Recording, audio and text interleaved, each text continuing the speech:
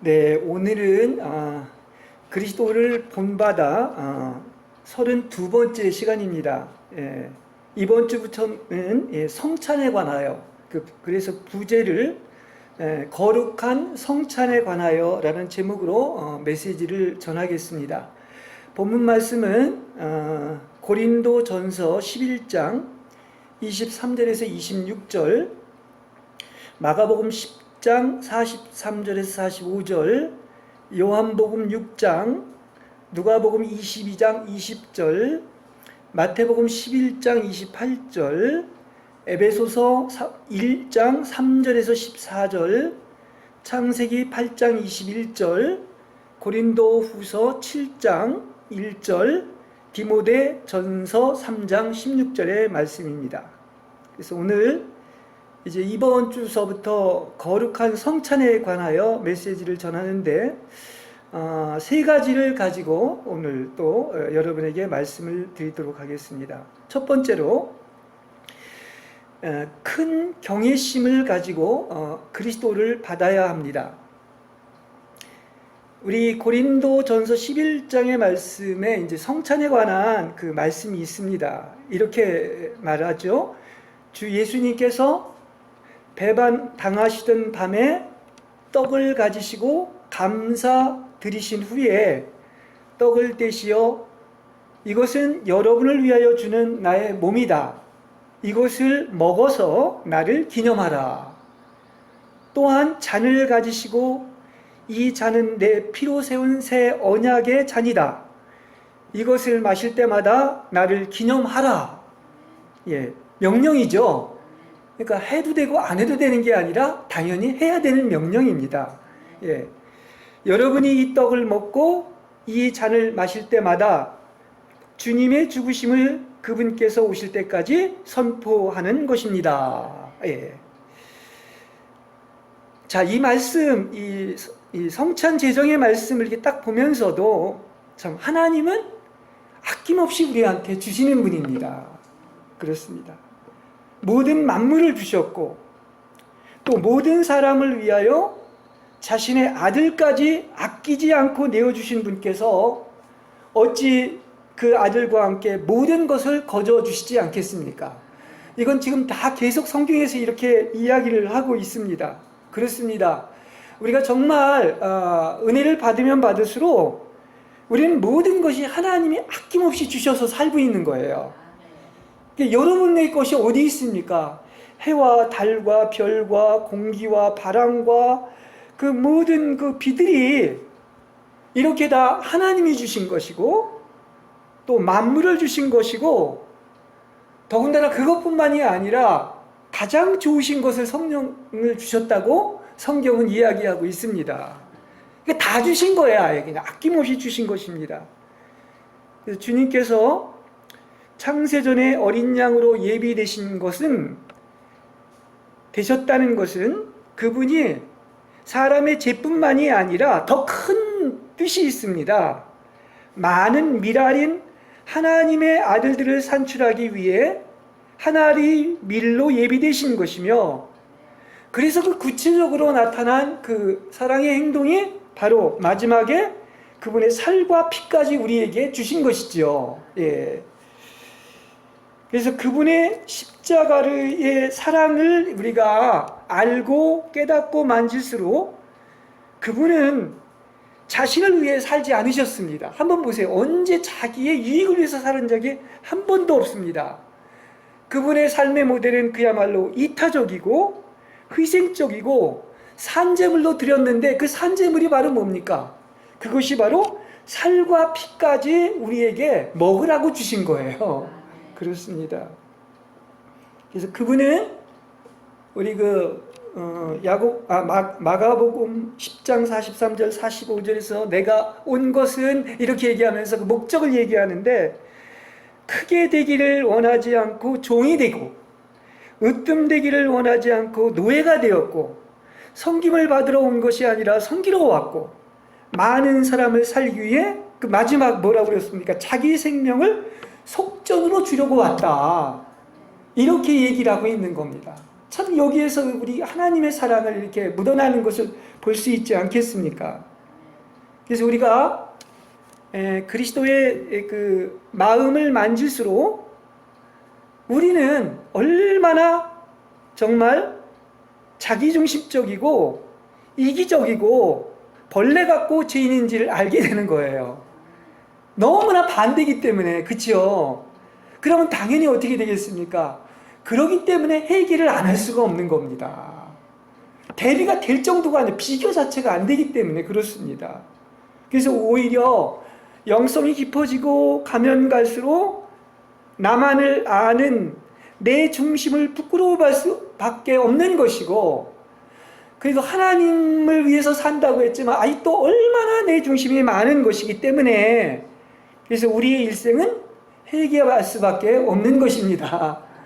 그래서 어떻게 보면 신앙생활은 점점 더 주님을 알아갈수록 우리는 어떻습니까? 평생 회개하는 삶이 되어야 할 줄로 믿습니다.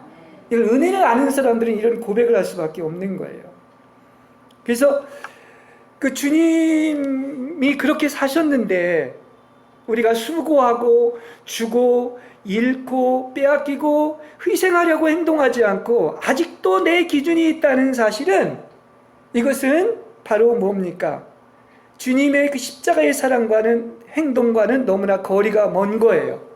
주님이 오신 그 목적은, 그 주님이 보여주신 것은 굴욕과 몸소 행하신 십자가에 못 박히는 행동과, 그래서 마지막엔 아낌없이 자기의 살과 피까지 우리에게 속전으로 드렸다는 사실이에요. 그렇지 않습니까? 그래서 하나리 미라리 죽어야 하는 것은 말이 아니라 실제 죽어야 되는 행동이 필요하고, 나에게 해주기를 바라는 행동들은 남에게 시키지 않고 오히려 상대방이 바라는 행동들을 내가 하는 겁니다. 그렇죠? 우리는 내가 좋아하는 일을 하고 굳은 일이나 싫어하는 일, 혐오하는 일을 하지 않는 것이 있는데, 행동으로 나온다고 한다면 그것을 위해서 오히려 내가 하고 희생하는 이 태도가 필요한 것이지요. 네. 그게 말로만 하는 것이 아니라 몸으로 드린 산 제물이 되는 거예요. 예. 행동으로 드린 제물이 되는 것입니다. 그래서 이것이 낮아지고 굴욕을 당하고 그분의 고난의 고통을 알고 그분의 죽음과 같은 형상이 이루어지는 거예요. 그렇습니다. 그래서 점점 더 우리는 거룩해질수록, 완성될수록 어떻게 됩니까? 주님과 같이 살아야 되기 때문에 그 죽음과 같은 형상이 우리 안에 이루어지는 이런 삶을 사는 것입니다. 예.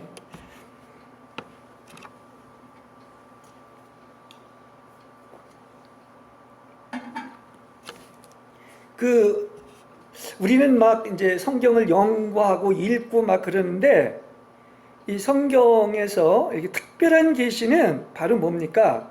이거는 먹는 겁니다. 다시 말하면 그리스도는 우리에게 먹이가 되시기 위해서 오셨다는 거예요. 그 베들레헴이라는 게 그 떡집 아닙니까? 그 말구에서 태어난 것부터 그런 것이고, 그 요한복음 6장은 아주 이것을 대표적으로 얘기해주고 있습니다. 여러분 참 성경 중에 다 귀하죠. 요한복음 14장, 17장까지 또 너무 귀하지만 요한복음 6장도 참 대단한 말씀인데, 그 사람들을 먹이시는 그리스도를 계시해주고 있는 거예요. 뭐 해야다고요?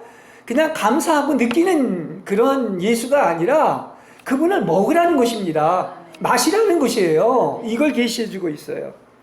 그 오병이어의 기적은 이제 배고픈 4,000명을 먹이시고, 이것은 하나의 그림자인 예표이죠. 그러면 그 진짜 먹어야 될 음식의 실제는 누구라는 얘기입니까? 6장에서 얘기해 주는 것은 바로 그리스도가 음식의 실제라는 얘기인 것입니다.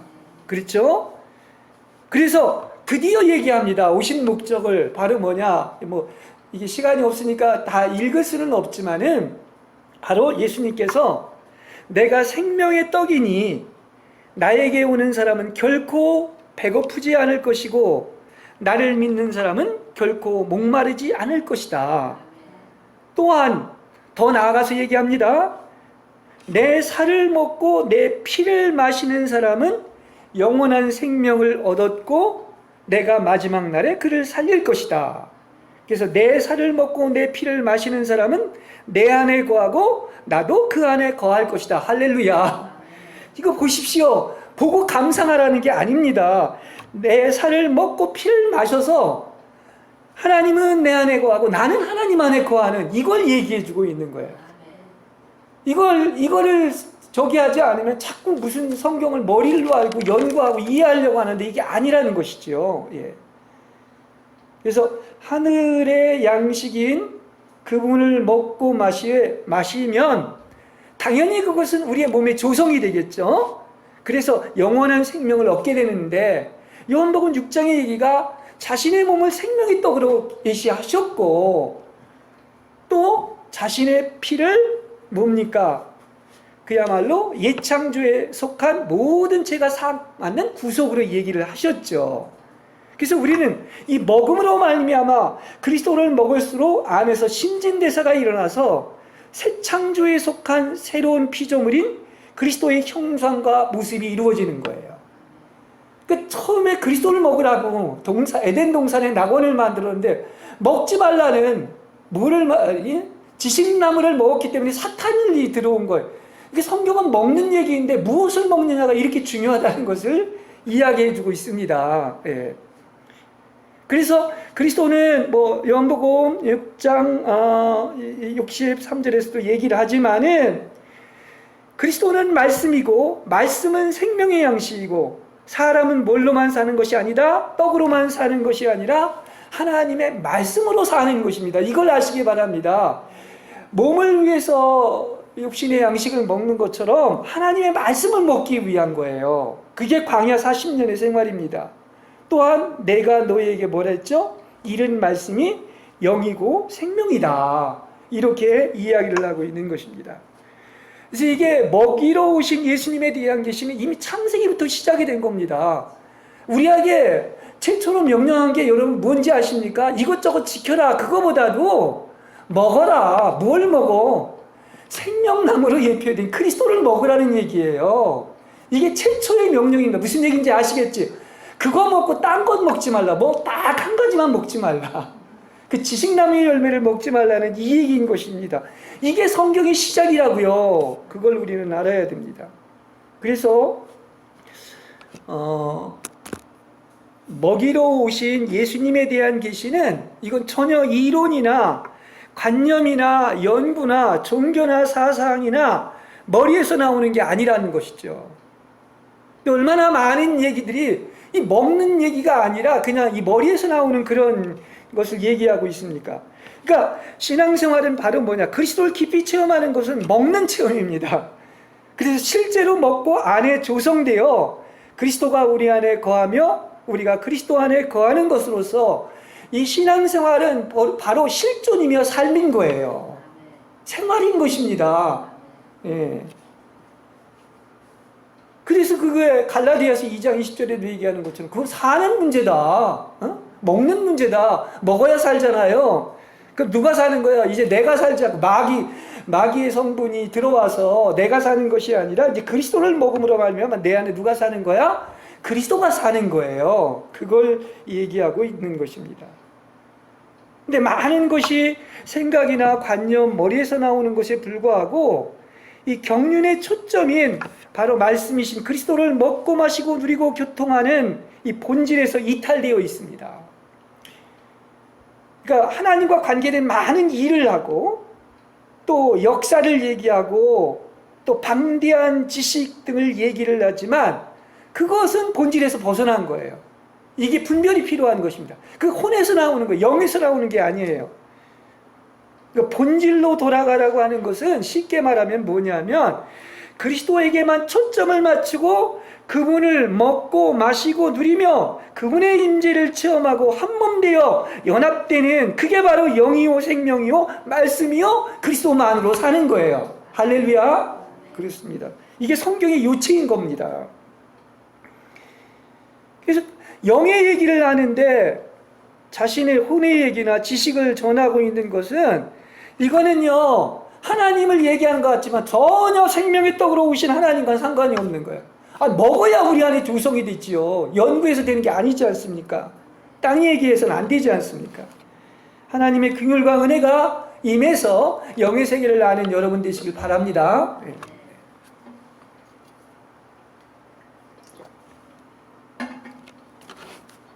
그 성경은 한마디로 얘기하면 나에 대한 거다. 그리스도에 대한 말씀이고, 그래서 그리스도가 하신 일의 초점은 바로 뭐냐, 그 십자가에서 다 이루신 것인데, 몸이 지키시고 피를 흘리신 십자가에 계시된 사랑 이야기다, 이렇게 얘기할 수 있습니다. 그래서 우리가 성경에 보면 그 8가지의 언약이 있는데, 제일 마지막 언약, 그 하나가 바로 무슨 언약이냐면 다른 건 옛 언약이고 그 하나가 새 언약입니다. 그게 바로 뭐냐면 누가복음 22장 20절, 마태복음 26장 28절에서 나와 있는 것처럼, 그게 새 언약이 바로 뭐냐, 그게 바로 이 잔은 여러분을 위하여 쏟는 나의 피로 세운 새 언약입니다. 할렐루야. 그래서 다 이루신 거야. 그 언약이 완성된 겁니다. 성약이 된 겁니다. 그래서 새 언약을 통해서 그리스도께서 단번 속죄를 이루시고 완전한 구속을 이루셨습니다. 그렇죠? 그리고 예수님의 몸이신 이 생명의 떡은 부활 생명이신 영원한 생명을 우리에게 주어서 부활 생명으로 영원하게 사는 거예요. 그렇죠? 그 피는 예창조를 끝낸 것이고, 생명의 떡인 이따 이제 성찬도 하겠지만 그건 뭡니까? 영원한 생명을 받아서 부활 생명으로 사는 것을 얘기하고 있습니다. 그래서 예수님의 살을 먹고 피를 마셔 주님의 죽으심을 기념하는 거룩한 성찬에 어떻게 우리는 그분의 중심에 모셔야 할까요? 그래서 이 거룩한 성찬이 중요한 것입니다. 자, 우리는 죄를 범해 이 벌레만도 못한 죄인이 되었는데, 제가 아까 그랬죠? 하나님은 모든 것을 아낌없이 주십니다. 그리고 그분은 어떻습니까? 친히 여러분을 찾아오시고 방문하시는 분이다. 그래서 주셨다는 거예요. 다 주셨다는 거예요. 아낌없이. 그렇죠? 그래서 그 성찬은 바로 피와 살 속에 그냥 실제로 하나님이 함께 하시는 거예요. 그렇습니다. 그렇다면 여러분은 주님을 어떻게 받아야 될까요? 앞에서도 말했지만 친히 방문하시고 아낌없이 주시는 분을 대하는 태도는, 그것이 바로 우리가 하나님을 대하는 태도입니다. 우리가 우리의 부모를 대해도, 대통령을 대해도 함부로 대할 수가 없는데 감히 하나님을 대하면서 어떤 태도로 우리는 살아야 되겠습니까? 이걸 얘기하는 겁니다. 그래서 물론 기쁜 소식이지만 성경의 성찬과 관계된 아주 기쁜 소식이 있습니다. 이게 이제 많은데 이거 붙어 있지 않습니까? 그게 뭐냐면 마태복음 11장 28절의 말씀입니다. 뭐라고 했느냐? 우리를 다 친히 찾아오셔서 초청하고 부르시는 거야. 수고하고 무거운 짐진 자들이여 다 나에게로 오십시오. 내가 여러분에게 안식을 주실 것입니다. 참 기쁜 말입니다, 이거. 그렇지 않습니까? 그렇습니다. 이 말씀은 주님께서 친히 방문하셨고, 그래서 결국은 뭐냐? 창조의 결국인 영원한 안식을 우리한테 주는 거예요. 그 영원한 안식의 세계에 들어가는 거 아닙니까? 새 예루살렘 성이. 그 죄인인 우리가 온갖 사정을 해도 어떠한 노력과 애씀과 몸을 불사른다 할지라도 우리는 정죄받고 지옥 가야 됩니다. 이거와 상관없는 거예요. 하나님은 어떻습니까? 우리가 아는 것처럼 언제 오셨다? 언제 우리를 방문했습니까? 여러분을 찾아온 것은 여러분이 죄인일 때예요. 여러분이 원수가 되고 배반했을 때 찾아왔다는 사실을 기억하시길 바랍니다. 쉽게 얘기를 해서 베드로를 보십시오. 베드로가 큰소리 뻥뻥 치면서 영생의 말씀이 계시오면 나는 죽어도 주를 안 떠났다고 하는 사람이 예수를 3번이나 부인하고 저주까지 하지 않았습니까? 근데 그것이 중요한 게 아니에요. 그 다음에 보십시오. 주님이 어떻게 했느냐. 그런 베드로에게 친히 찾아오셨어요. 할렐루야. 예. 그리고 너희들은 내 안에 있기만 하면 나 자신을 포함한 모든 것을 주겠고 영원한 안식에 들어갈 수 있다는 거예요. 그러니까 이게 마태복음 11장 28절이 얼마나 깊이 있는 말인지 몰라요. 그죠? 예, 그렇습니다. 보십시오. 우리 죄인인 인간이 감히 그분께 누가 나아갈 수 있으며 하나님의 은택을 입을 수가 있겠습니까? 그런데 실제는 우리가 놀라운 초청장을 오늘 본문을 통해서 받은 거야. 마태복음 11장 28절을 통해서. 그리고 청함도 받고 택함도 받았습니다. 만일에요, 주님께서 이러한 초청의 말씀을 하지 않았다면 누가 이 엄청난 초대가 진짜라고 믿겠으며 누가 감히 주님께 나아갈 수 있겠습니까? 어디 나가면 왜 그걸 뭐라 그러냐, 대사로 나갈 때 그 초청장을 보내오지 않습니까? 하나님이 천국의 초청장을 우리한테 주신 거예요. 그렇습니다. 그게 마태복음 11장 28절입니다.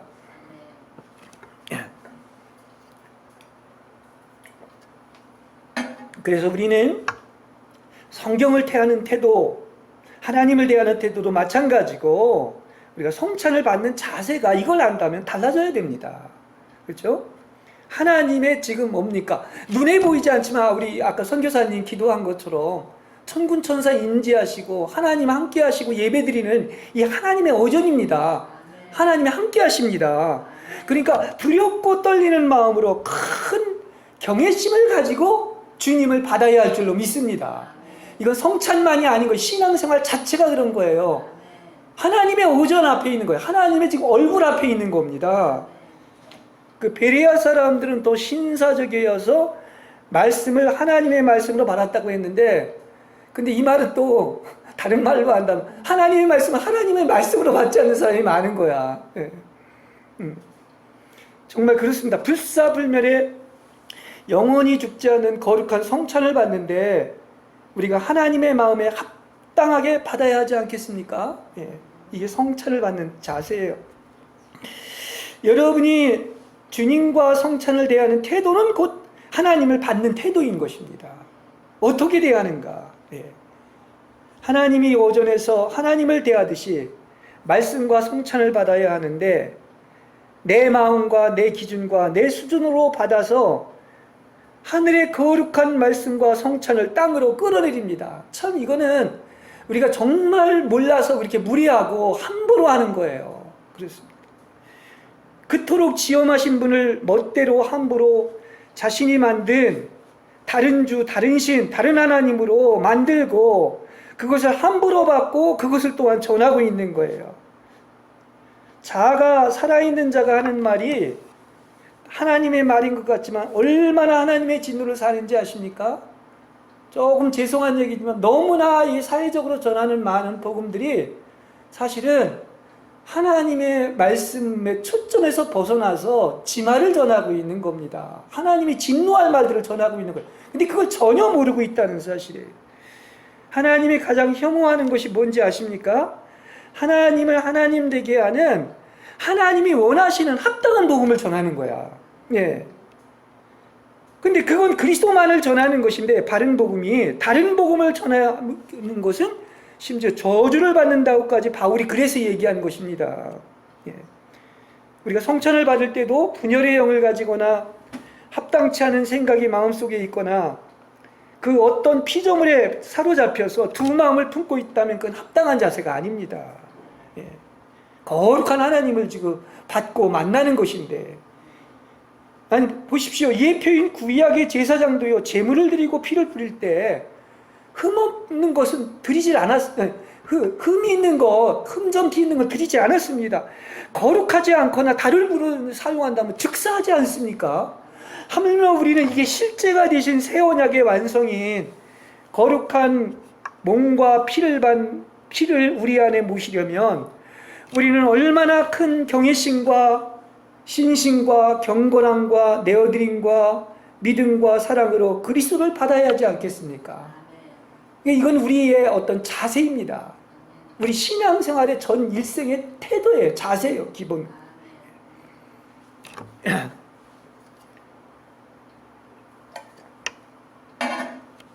그 다음에 두 번째, 하나님의 크신 사랑과 선하심이 성찬에서 사람들에게 나타납니다. 그렇습니다. 우리가 참 이게 예배를 드릴 때 참 하나님이 임재하시는 예배를 드리면 너무 감격스럽잖아요. 막 춤출 정도로 기뻐하지 않습니까? 어떻게 정말 우리의 이 짧은 것으로 헤아릴 수 없는 그분과 함께 예배를 드리고 주님이 이렇게 내게 나아오신다니 이게 도대체 무슨 일입니까? 이런 자세가 예배의 자세인 것이지요. 도대체 내가 누구이기에 주께서 자기 자신을 내게 주시고자 하는 것입니까? 지금도 마찬가지. 한량없이 모든 것을 사랑을 은혜를 쏟아 부어주시는 것이죠. 예. 어떻게 이 죄인이 감히 주님 앞에 나서겠습니까? 이 성찬이 아까 처음 읽었지만 우리가 주님의 살아계심을 믿고 축사하신 피와 살에 하나님이 실제로 함께 하심을 안다면 우리는 성찬의 의미가 완전히 달라질 거예요. 주님의 몸과 피를 받는 성찬식을 통하여 주님을 만났다는 사람들의 간증이 많습니다. 특히 초대교회는 다른 걸 안 해도 성찬식은 반드시 했어요. 많은 사람이 무엇을 통해서 주님을 만나? 그때 성경을 못 읽었거든요. 많은 사람이 성찬을 통해서 주님을 만났습니다. 그리고 보았다고 했습니다. 이 카타콤에도 가보면 성찬 그림 꼭 있지요. 그렇습니다. 주님이 나를 찾아주시어 주님 자신을 먹으라고 한 것은 자격과 아무 가치도 없는 죄인에게는 그야말로 정말 거기서 뭘 볼 수가 있느냐? 이것은 주님의 크신 사랑과 선하심으로 밖에는 달리 설명할 수가 없는 거예요. 주님은 어떤 분이다? 어떤 걸로 설명이 안 돼. 그분은 크신 사랑과 선하신 분이다. 이거예요, 이거 아는 겁니다. 성찬식을 받으면서도. 하나님의 사랑이 왜 하나님만 지니신 아가페 사랑인지, 그리고 하나님은 사랑 자체라고 그랬습니다. 하나님의 사랑이시에요. 그게 나타나는 것이 바로 십자가에 못 박혀서 피가 이렇게 살이 찢기셨고, 또 저들의 죄를 용서해달라고 십자가에 못 박는 그런 기도를 하시고, 원수까지 사랑하고 의인과 악인에게도 해를 비추시고 비를 내리시는 이 아가페 사랑이지요. 네. 더구나 청함과 택함을 받은 신부들은 사실은 죄와 상관없이 이미 신부가 되기로 창세전에 예비되어 있습니다. 죄를 범했든 범하지 않았든. 이것은 뭡니까? 하나님은 여전히 사랑이시다. 절대선이시다. 이걸 알려주시는 것이지요. 그래서 우리가 그분의 크신 사랑과 선하심을 안다면 땅의 어떤 사람이나 환경이나 사물과는 상관없이 오직 큰 경외하는 마음을 품을 것이며 지극히 감사를 드리며 영원토록 찬송을 올려드린다 해도 평생 영원토록 부족할 따름인 것입니다. 우리는 주님을 송축하고 경외한다고 하는데 이 경외한다는 것은 그래서 엄청난 거죠. 지혜의 근본이 뭡니까? 여호와를 경외하는 것이다 이야기하고 있지 않습니까? 그래서 우리는 어떠한 처지에 있든지 주님을 영원히 송축하고 찬송하며 영광을 돌리고 경외할 것입니다. 예. 여러분이 하나님께 아까 태도, 처지라고 그랬죠? 자세. 하나님께 이런 황송하고 고맙고 감사하고 은혜만으로 살고 있다는 것을 알면 태도가 완전히 달라질 겁니다. 그렇죠? 이런 마음이 든다는 것이 바로 뭡니까? 은혜 안에 있는 것이며 모든 것이 은혜로 사는 것이구나. 그렇지 않고 여전히 내가 총명하고 똑똑하고 안다고 하면 교만해져서 하나님은 얼굴을 가릴 것입니다. 그렇습니다. 은혜의식은 누구한테 달려있는 게 아니야. 나의 태도와 자세에 달려있는 거예요. 내게 하나도 없고 하나님이 다 주셨는데, 마지막에는 아낌없이 피와 살까지 주셨는데, 예. 그러니까 하나님은 우리가 아는 것과는 상관없이 어떤 사람이다? 무조건적으로 측량할 수 없는 4차원의 사랑이요 절대선인 하나님이신 것입니다. 여러분이 믿거나 말거나. 그죠? 예.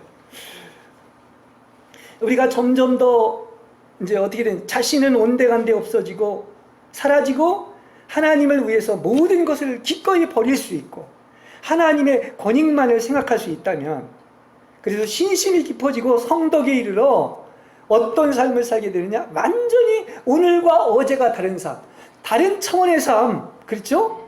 그야말로 땅의 것이 아니라 점점 더 하늘로 승천하고 올라가는 이러한 그 예수님의 마음에 근접하게 될 줄로 믿습니다. 그렇죠? 여러분이 똑같으면 안 돼요. 어제와 오늘이 다르고 자꾸 승천해야 돼. 어디까지 가야 돼? 하나님 보좌까지 올라가야 되는 거예요. 이게 신앙생활인 것입니다. 예. 그러면 당연히 하나님 한 분이 전부이실 것이고 그분의 크신 사랑과 선하시고 정의롭고 자비와 긍휼과 은혜가 풍성한 분으로만 믿어지게 될 겁니다. 요 말은요, 여러분이 20대 때의 자비와 그 사랑, 선, 그리고 30대, 50대, 60대, 이게 다르다는 얘기야. 그죠? 차원이 다르다는 것을, 똑같은 말씀이지만, 하나님의 말씀이지만. 그런데 이러하신 주님을 사랑하는 것 말고 다른 것을 버리지 못하는 건 참 수치스러운 거예요. 근데 신앙인들이 뭐 60을 살고 70을 살아도 이 세상 것, 하나님 아닌 것을 버리지 못하는 게 얼마나 부끄러운 걸 모르니까. 그건 엄밀한 의미에서 하나님을 진짜 하나님으로 대하는 태도가 아닙니다. 믿는 것이 아니에요. 예. 여러분, 거룩한 성찬을 친히 누가 제정하셨다? 하나님이 제정하시고 받아 먹으라 명령하신 것입니다.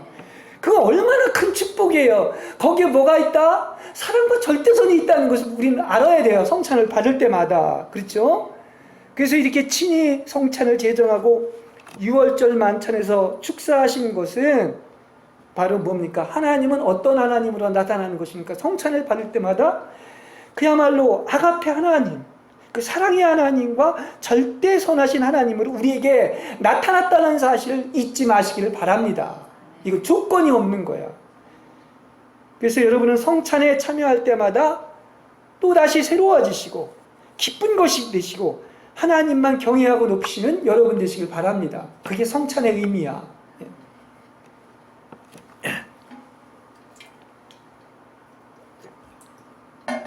그 다음 세 번째, 성찬에 자주 참여하는 것은 유익합니다. 사실 그 성경은 그 사도행전에도 이렇게 보일 때마다 모일 때마다 떡을 떼고 찬송과 시와 찬미로 노래했다고 얘기를 하고 있는데, 그것은 뭐냐? 성찬에 자주 참여하는 것이 유익한 것입니다.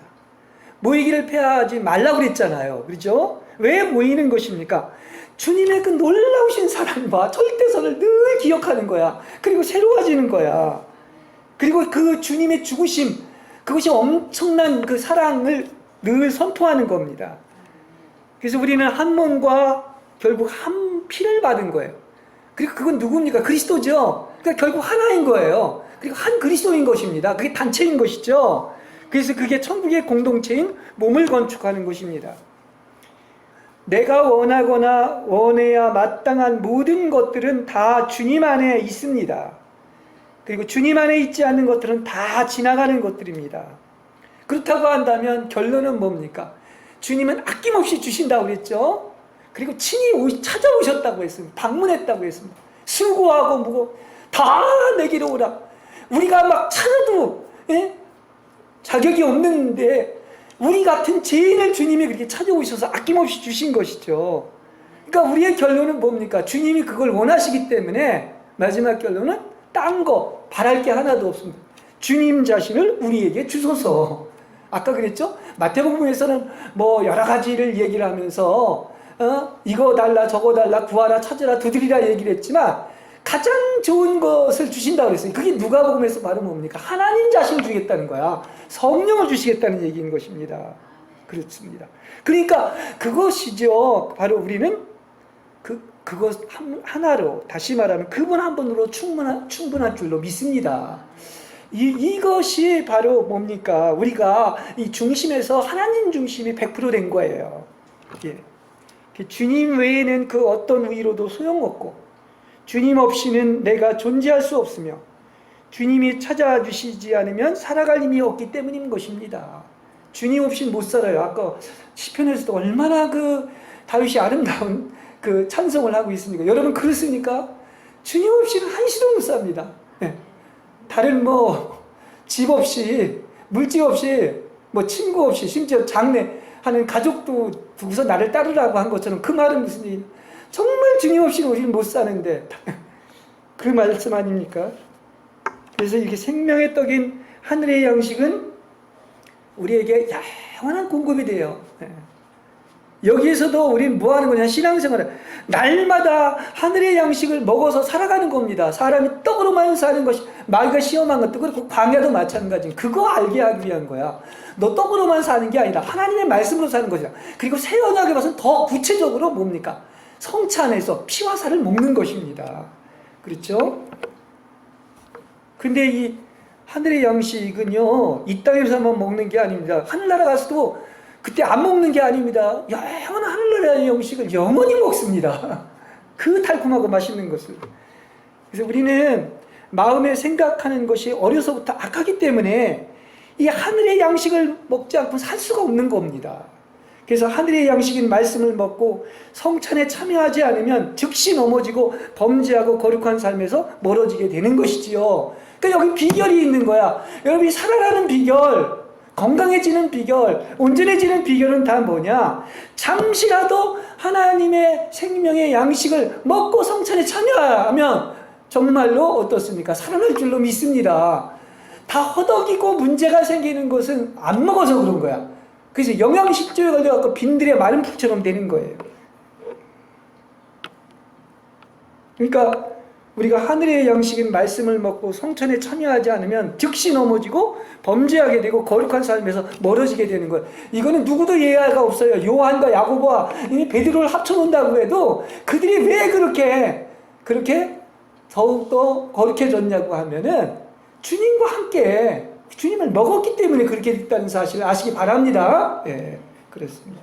그래서 우리는 언제나 주님에게서 떨어지지 않고 붙어 있어야 됩니다. 분리가 되면 즉시 죽음이 옵니다. 그 얘기 아닙니까? 그러니까 다른 거는 좀 떨어져도 좋아요. 그러나 절대 떨어져서는 안 되는 것이 포도나무와 가지처럼 주님에게서는 아주 뭐처럼 그냥 언제나 붙어 있기를 바랍니다. 이 지극히 사랑스러운 분, 즐거운 동반자이신 분, 신실한 벗, 아름다우시고 고귀하시고 사모할 만한 분은 분초마다 우리가 영접하고 참여하고 사귀어야 되지 않겠습니까? 그렇죠. 그래서 여러분 하나님에게 참여하는 것이 이게 잔치죠, 사실. 그죠? 사실 잔치하는 거, 천국 잔치하는 거, 말씀을 먹고 예배드리고 성찬하는 것이. 그래서 마지막 결론이지만은 이게요, 이 예배의 그 큰 두 봉우리가 있는데 바로 뭡니까? 그게 천국 잔치인데 그게 바로 뭡니까? 하나는 말씀을 먹는 것이고 또 성찬을 먹는 거예요. 예, 그걸 얘기하고 있습니다. 자, 보니까 두 가지가 더 있네요. 네 번째, 경건한 마음으로 성찬에 참여하는 자들에게는 많은 선한 은사들이 주어진다는 사실입니다. 이 지극히 고귀한 성찬은 영과 혼과 육신을 강건케 해줍니다. 합당하게 받으면. 그리고 온갖 영적인 쇠약함을 치유해주는 치료제예요. 예. 성찬을 통해 나의 이 악들이 치료되고 정욕의 재갈이 물려지며 악한 시험들을 물리치고 더욱더 큰 은혜가 부어져서 내 안에서 덕이 더욱더 성장하고 믿음이 견고해지고 소망이 강화되고 불을 붙어가지고 그 사랑의 불길이 더욱더 널리 퍼져가는 은사가 주어지는 거예요. 그렇습니다. 먹으면 그러나 주님의 성찬에 합당하게 참여하지 않는 자들은 아까 고린도 전서 11장에도 얘기한 것처럼 주님의 징계가 있기 때문에 약한 사람이 많고 병든 사람이 많이 있고 회개하지 않으면 죽음으로써 심판한다고까지 얘기를 하고 있습니다. 그 성찬을 합당하게 받지 않으면 이런 일이 생긴다는 것을까지 얘기해주고 있는 겁니다. 예. 그래서 성찬에 참여하는 우리의 마음은 계속 얘기하지만 큰 경외심을 가지고 또 하나는 경건한 마음으로 그리스도를 받아야 된다. 지금 첫째부터 계속 이 얘기를 하고 있는 것이죠. 그래서 시간이 많이 갔지만 두 가지 이거 다시 한 번만 이렇게 간단히 얘기하겠습니다. 그러면 아까 그랬죠. 경외함, 큰 경외함을 가지고 주님을 받아라, 모셔라 그랬는데 경외는 무엇이고 경건은 무엇입니까? 오늘 간단하지만 확실히 또 한번 정리를 하겠습니다. 하나님의 자녀들에 대해서는 성결을 요구하십니다. 거룩함을 요구한단 말입니다. 고린도후서 7장 1절에 보면 이 약속을 가진 우리가 하나님을 두려워하는 가운데서 거룩함을 온전히 이루어 육과 영의 온갖 더러운 것에서 깨끗하게 하자라고 이렇게 말씀하고 있습니다. 그러니까 거룩하게 되자, 성결하게 되는 것은 뭐하고 관련이 있느냐면 하나님의 경외와 관련이 있는 거예요. 그렇습니다. 하나님은 성결하신 분입니다. 그러면 성결하신 하나님께 여러분이 가까이 하면 할수록 나의 더러움을 느끼게 되고, 그래서 하나님께 봉사할수록 아까 그랬죠? 이 육에 섞인 것들을 두려워하게 된다는 얘기예요. 무슨 얘기인지 이해가 되십니까? 그러니까 하나님을 경외하게 된다면 당연히 더러운 것과 육이 조금이라도 이 거룩한 것에 섞일까 두려워할 수밖에 없는 거예요. 그게 경외예요. 그죠? 그걸 두려워하는 겁니다. 다른 것, 하나님 아닌 것이 섞이는 것. 그렇습니다. 다시 말하면 거룩하지 않은 것과 육체를 당연히 버리게 된다는 거예요. 하나님을 경외하게 되면.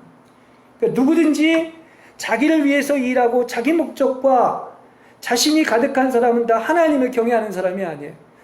십자가에 못 박혀라. 응? 자신을 다 죽여라. 이런 설교 싫어한다고 그러는데요. 그건 진짜 하나님 경외하는 게 아니란 말입니다. 진짜 하나님을 경외하는 것은 정말 육체가 하나님께 이렇게 섞이는 거, 예? 그거를 아주 두려워한단 말입니다. 그 할례라는 게 뭡니까? 할례당이라고 하는 것이 육체가 잘라지는 거예요. 소멸되는 겁니다. 그렇지 않습니까? 육체가 소멸 안 되니까 어떻게 구약에서 즉시 죽이려고 하지 않습니까? 그래서 아브라함도 그 언약을 받고서 할례 받으라고 얘기했고, 그 모세도 피난편이라고 해서 할례 안 받으니까 죽이려고 하죠. 이게 무슨 뜻인지 아시겠습니까? 그렇죠. 자기 위해서 일하고 자기 목적과 자신이 가득한 사람은 이건 하나님 절대 경외하는 사람이 아닙니다. 그리고 또 한 가지, 경건은 그럼 무엇입니까? 경건은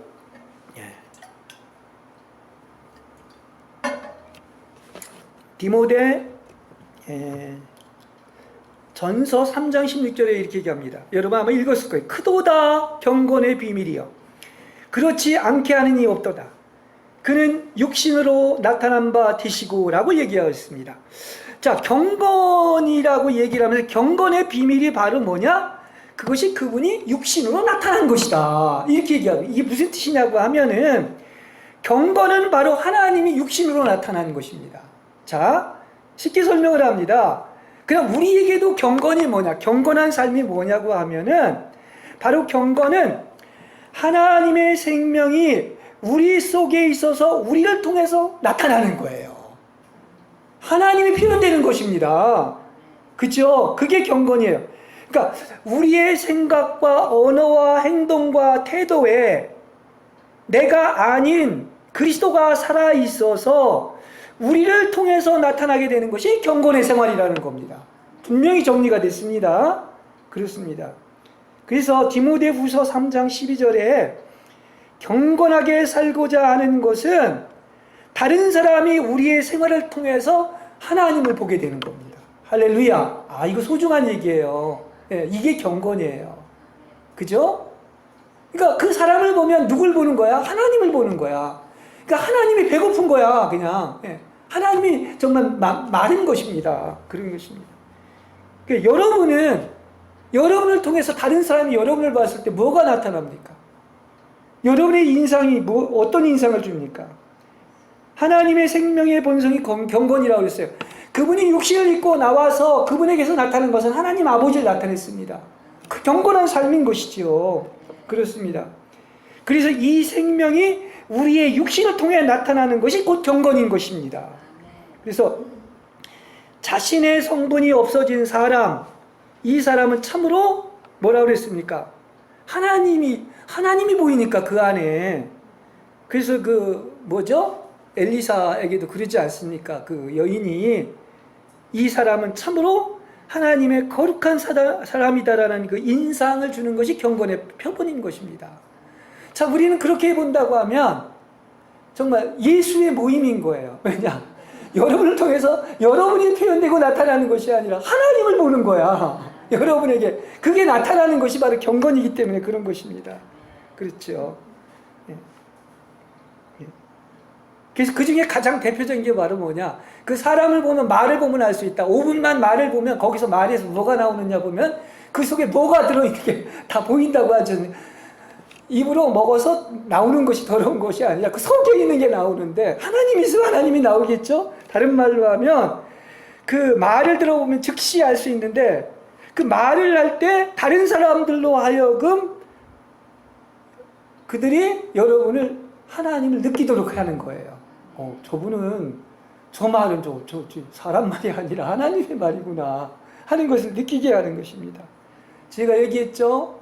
정말 이렇게 하나님은 우리를 아낌없이 주셨고 또 그것도 우리가 죄인이고 원수되었을 때 친히 찾아오셔가지고 피와 살까지 그냥 주셨다. 더 이상 뭘 주겠습니까?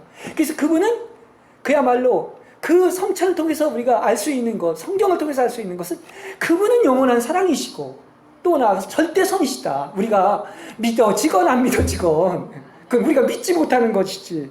그렇기 때문에 우리가 예배의 봉우리도 두 봉우리가 있는 것처럼 이렇게 말씀과 성찬을 통하여 하나님을 경외하고 경건에 이르는 최고의 은혜의 방편이 예배인 것이지요.